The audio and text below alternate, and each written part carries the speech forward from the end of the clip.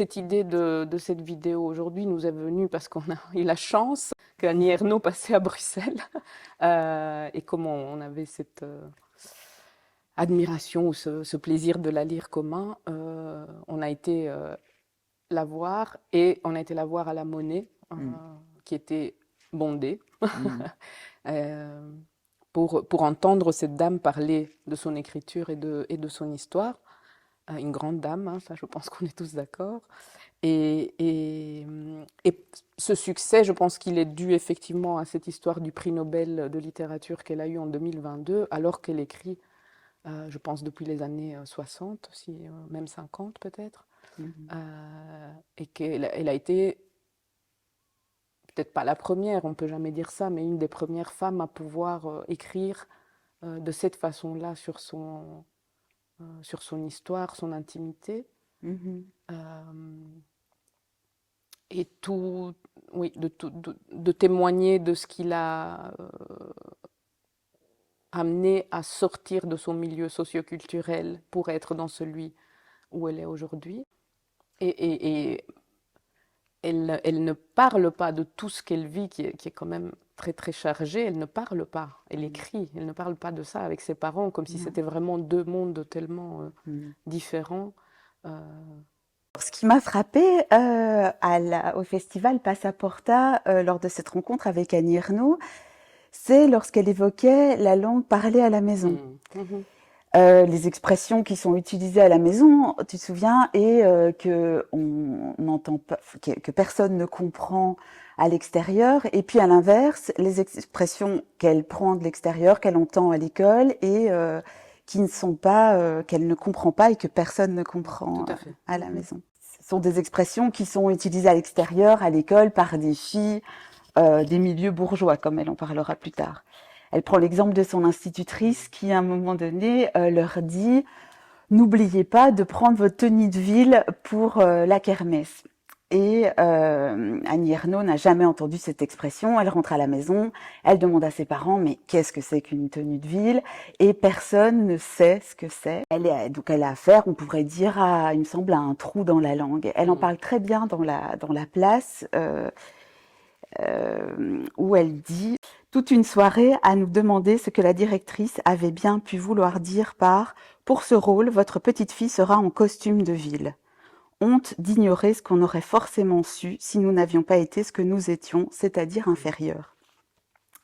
Je trouve que ce passage est vraiment parlant parce que dans ce passage, elle met bien en tension la langue et la honte. Alors, des expressions utilisées dans l'intimité de la famille, elle entendra bien vite que ça ne se dit pas ou ce n'est pas français. L'envoyant dans un fossé entre le monde qu'elle connaît et le nouveau monde dans lequel elle est propulsée. Et pourtant, Annie Ernaux disait là au festival, mais pourtant ça se dit puisqu'on le disait. Alors, je me suis dit, tiens, aujourd'hui on aurait pu se dire que elle aurait pu se dire aujourd'hui qu'elle était victime de glottophobie, c'est-à-dire cette discrimination fondée sur la langue. Or, Annie Ernaux en a fait tout à fait autre chose. Elle n'a pas recouvert ce trou par un mot à tout faire. Elle a plutôt tenté de cerner, il me semble, tout au long de son œuvre, elle a tenté de cerner ce réel qui a surgi pour elle à ce moment-là. Elle n'a de cesse d'ailleurs de trouver le mot juste pour dire ce qui prend une femme au corps. Là où son père lui a transmis la peur, comme elle dit, la peur indicible du mot travers, la peur d'être déplacée. Elle en parle aussi très bien dans ce bouquin, La Place, où elle dit « Tout ce qui touche au langage est dans mon souvenir motif de rancœur et de chicane douloureuse, bien plus que l'argent. » Donc il y a quelque chose là de la transmission du père qui était plus du côté de la honte que du côté du langage et des mots qui manquent finalement. Tout à fait, oui. Oui, c'est hyper intéressant le rapport à la langue d'Annie Ernaux. Et toi, tu le reprends du côté effectivement du père. Et ça me fait penser que Après, ça a un énorme impact sur les relations qu'elle a avec les hommes, évidemment, dont elle traite beaucoup aussi dans ses écrits, et notamment dans Mémoire de fille, où elle raconte sa première expérience avec un homme, sexuelle avec un homme. Et j'ai pensé à ça parce que au festival Passaporta, Annie Ernaux, à un moment, a dit de ce livre Mémoire de fille qui parle de cette rencontre avec la sexualité et avec les hommes, finalement, en disant, des années après, dans une interview, elle a finalement qualifié cet événement de viol. Alors on voit bien que le langage évolue. Elle n'a pas utilisé une seule fois dans ce livre-là le mot viol, mais elle en dit des pages et des pages et des pages. Et donc, je me faisais la réflexion, si elle avait juste, entre guillemets, dit c'était un viol, bah, ce livre n'existerait pas. Et donc, toi, tu as le côté du trou dans le langage, et ici, on voit un peu le rapport de ces mots valises, entre guillemets, dans lesquels aujourd'hui on met beaucoup de choses différentes, des expériences subjectives de ce que les jeunes femmes ou les femmes vivent dans leur expérience. Et elle a choisi une autre solution que cette identification au langage qui vient de l'autre, avec culture du viol, le patriarcat, la domination des hommes, etc. Et elle a écrit plein d'autres mots là-dessus qui sont hyper intenses et hyper touchants, hyper...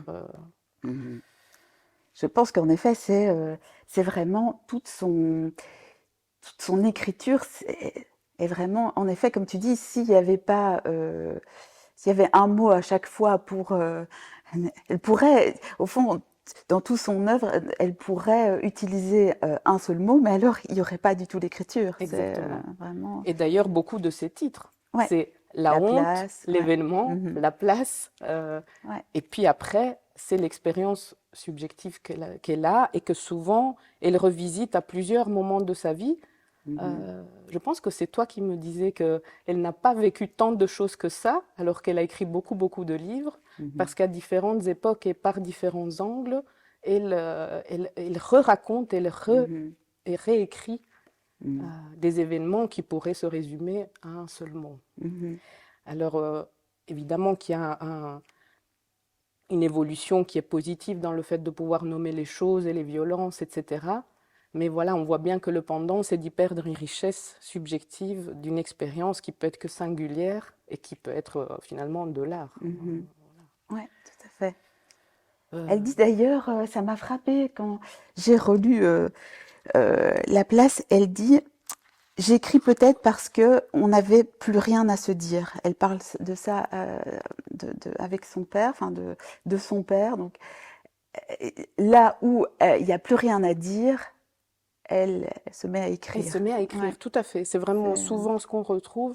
Ça me fait penser au festival, on en avait discuté aussi, cet événement dans sa cuisine où elle assiste à cette violence du père envers la mère. Et je ne sais plus les mots exactement qu'elle utilise, mais où elle dit finalement la relation homme-femme, pour elle, ça a été d'assister aussi à cette scène-là, de la violence du père, et qui n'était pas plus étonnante que ça dans ce qu'elle connaissait de la vie en général à ce moment-là, mais qui l'a marquée et qu'elle a dû re-raconter je crois que c'est dans la honte, peut-être, qu'elle raconte cette scène. Et quand on avait discuté au téléphone, c'est par hasard, j'étais en train de lire un article qui n'est pas encore sorti, mais c'est la phrase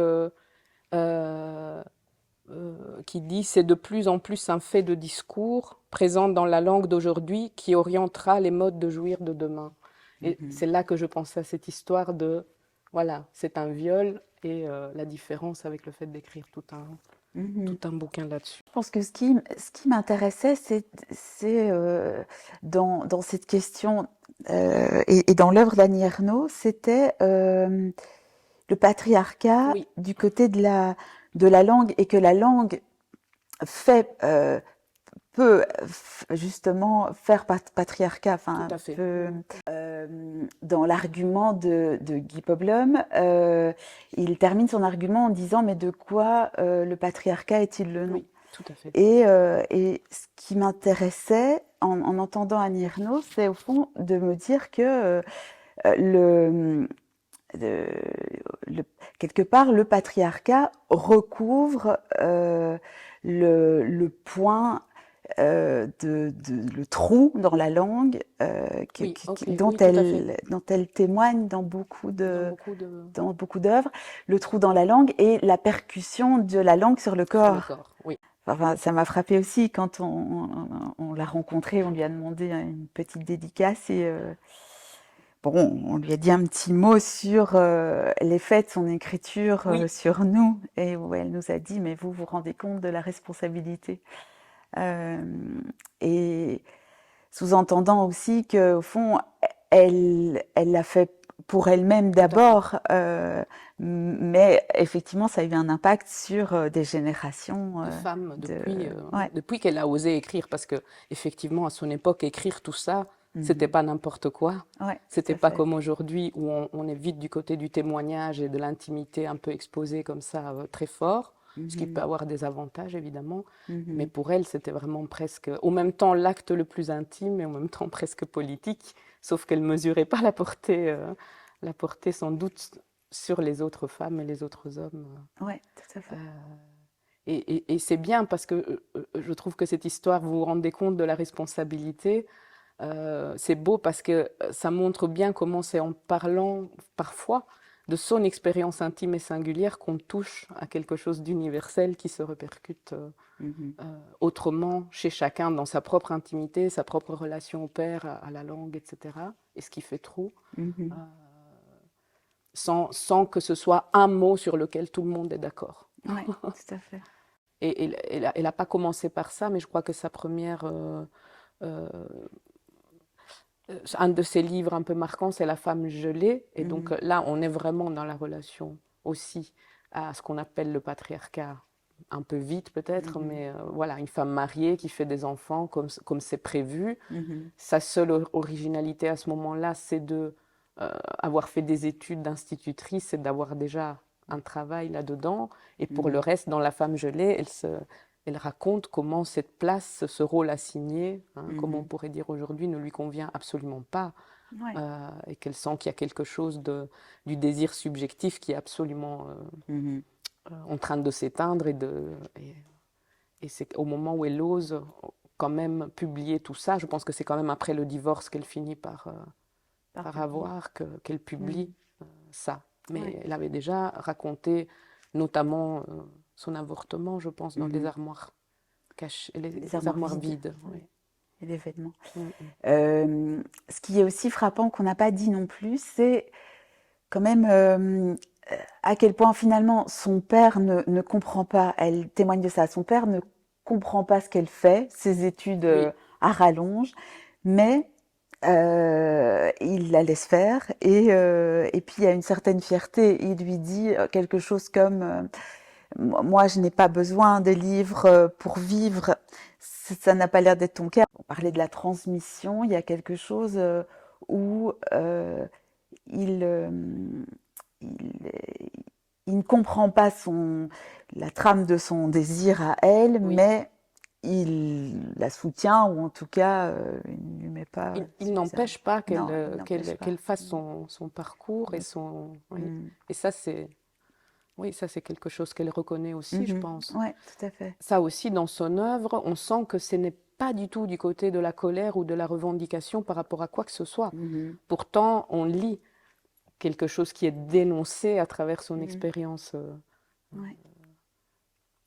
professionnelle ou Mhm, sociale ou amoureuse, du côté de toutes les injustices, du poids des catégories sociales, du poids mhm. des impératifs, des injonctions, etc. Mais ce n'est pas du côté de je témoigne de ça pour dénoncer, c'est pour le dire en fait. Ouais. Pour, Pour le dire et vraiment le dire au mieux. Enfin, oui, tenter de cerner au mieux ce qui peut-être a été dans un premier temps ouais, une percussion sur le sur corps. le corps, tout à fait. elle a vraiment une recherche du mot juste. C'est comme si elle savait, et peut-être qu'elle le fait exprès, j'en sais rien, hein, qu'elle peut être juste qu'à partir du moment où elle essaie de trouver ses signifiants de sa propre expérience. Mhm.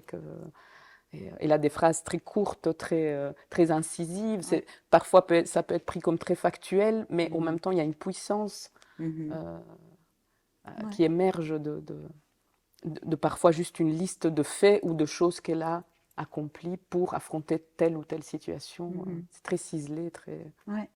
Ce qui m'a frappé aussi, c'est à quel point ce public de Passaporta était très jeune Oui, et ça montre au fond, je me disais qu'au fond, ça ouvre sur un autre discours quand même. Ce qui est quand même formidable, je trouve, c'est euh, son, son écriture, là où elle repère vraiment ce que son père lui a transmis, c'est-à-dire la peur indicible du mot travers, je trouve, et le fait la peur d'être déplacée à chaque fois quand il parlait, et elle en fait vraiment autre chose. elle en fait tout à fait autre chose, oui, c'est vrai.